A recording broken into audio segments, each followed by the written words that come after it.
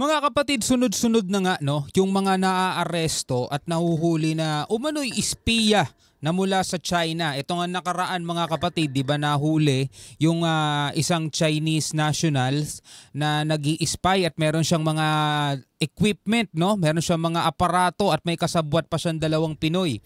Na umaalma nga doon ang China, maging ang kanyang attorney na Pilipinong si Attorney Topacio, ang kanyang misis na Pinay at ang human rights advocate ba yun na si Teresita Angsi na isa ring siguro Chinese national din yun mga tol kasi Angsi no? Ngayon, dito naman sa Palawan, meron 3 Chinese din na nagpakilalang Taiwanese ang nahuling tinitiktikan mga kapatid o kinukuhanan ng video ng litrato yung mga barko ng Coast Guard.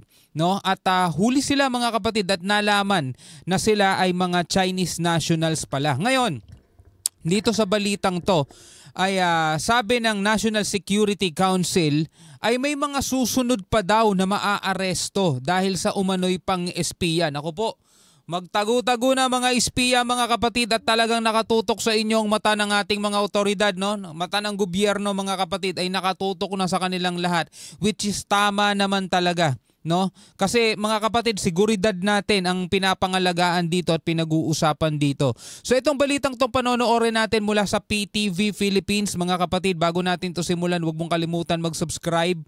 Click mo na rin ang notification bell para ma-notify ka whenever na may mga bago tayong reaction video tulad nito. Alright, so wag na natin patagalin pa. Panoorin na natin to mga tol. Muling nanindigan ng National Security Council at Armed Forces of the Philippines na may sapat na ebidensya laban sa Chinese national na inaresto dahil sa umano'y pang-espiya. Samantala, 2 pang dayuhan na aresto sa Palawan dahil sa kahina-hinalang aktibidad. Si Patrick Alam ko 3 yun, 3. De Jesus sa Sentro ng Balita, live. Naomi, may mga susunod pa ngang maaresto dahil sa umano'y pang-espiya ayon yan sa National Security Council. Kahit na paulit-ulit yan itanggi ng Chinese Embassy, syempre karapatan naman talaga nilang tumanggi at wala pa siguro mga tol no, na espiyang mahuhuli na magsasabing oo, espiya siya. Di ba nga nung unang panahon mga kapatid meron silang mga cyanide sa bibig? Yung tipong pag nahuli sila kakagatin nila yon at mag-aano na lang sila, magse-self-destruct na lang sila. Kasi ganun din pag nahuli sila, tatapusin din naman sila ng mga boss nila. Di tapusin na lang nila sarili nila. Di ba? Kaya eto mga tol, wala talagang aamin Siyempre wala naman talagang aamin na huli ka Kasunod na rin ito ng pagkakaresto sa noong nakarang linggo na umano'y Chinese spy kasama yung 2 pang Pilipino. Sabi ni National Security Council Assistant Director General Jonathan Malaya, mayroon pang naaresto sa Palawan na 2 dayuhan dahil yan sa timbre ng ilang residente sa kahina-hinalang aktibidad kung saan may mga ebidensya. Sa ibang report, 3 ano yun? Sa Palawan, 3 Chinese nationals nagpanggap silang Taiwanese nationals tapos nagrenta sila ng resort, nagkabit sila ng CCTV. Biruin mo nagrenta sila ng resort, nagkabit ng CCTV, tapos yung CCTV nakatutok sa dagat. Tapos nahuli sila mga kapatid, nagbi-video tinututukan nila ng video, kinukuha na nila ng video at picture, yung barko ng PCG. Na-discover. Pumupunta sa mga, di ba, for example, mga bases natin, military bases natin, Coast Guard bases, kung nasaan yung mga barko natin, no?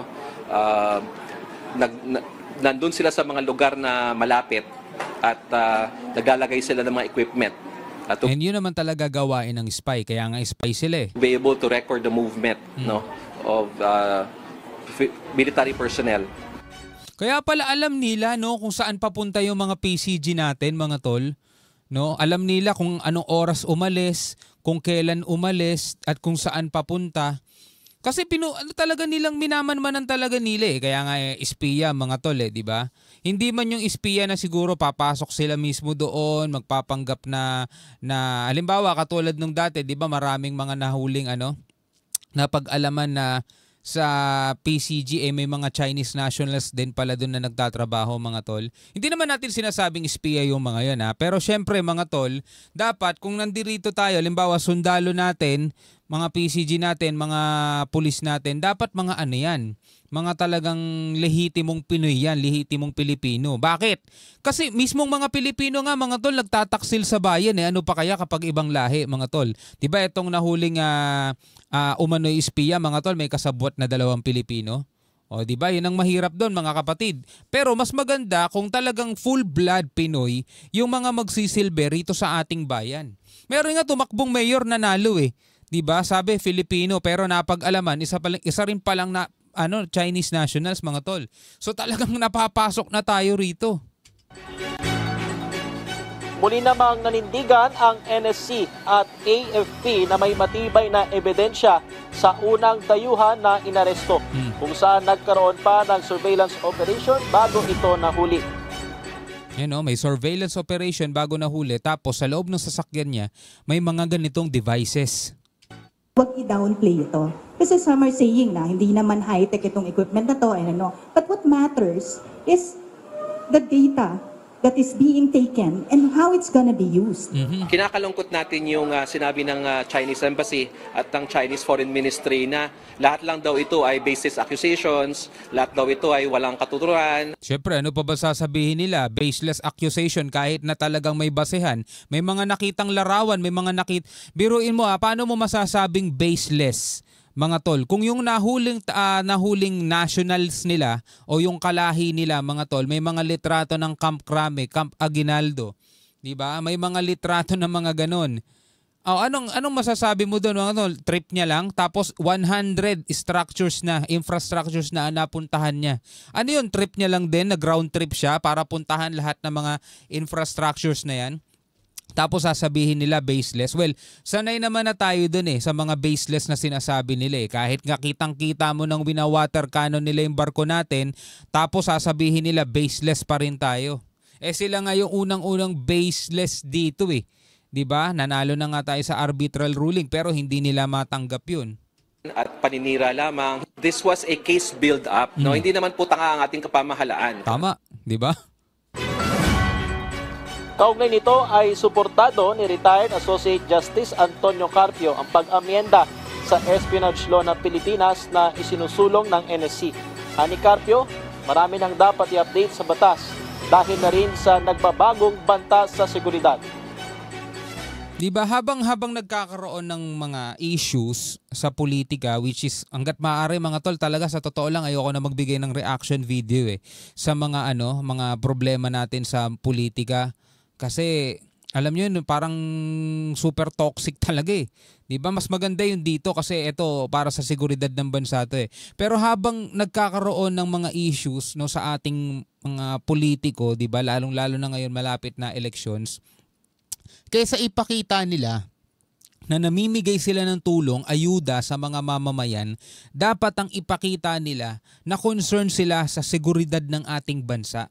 Mga tol, yun ang gawin nila. Yung pinamimigay nilang pera para sa mga botante, tapatin na natin mga kapatid, namimigay sila ng pera para sa boto.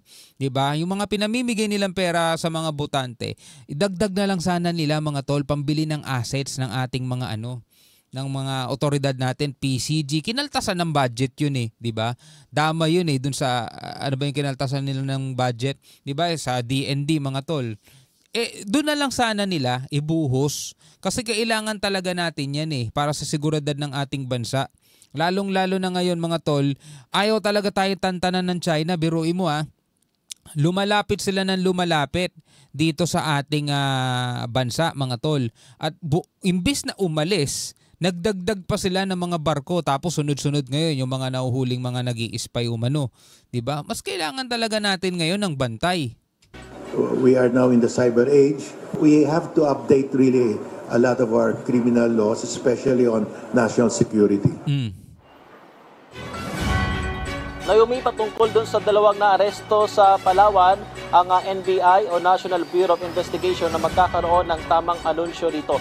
Pero sabi nga ng National Security Council, marami pa ang maaresto dahil sa umano'y pang-espiya. At lahat ng yan ay dumaan sa case build-up at surveillance operations. So ito hindi lang to mga trip-trip oy Chinese yan.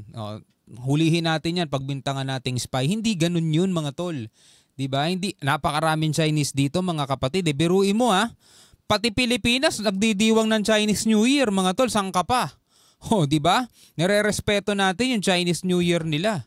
Diba, saan ka pa? Ganun natin sila itrato, kaibigan natin yan mga tol Pero syempre, iba kasi yung ginagawa ng gobyerno nila, hindi kaibigan ang turing sa atin mga tol. Ang turing sa atin, isang bansa ka lang dyan, maliit ka dyan, umalis ka dyan, amin tong karagatan na to. Ganun yung turing nila sa atin mga tol. Anyway, yan ang sabi rito sa report.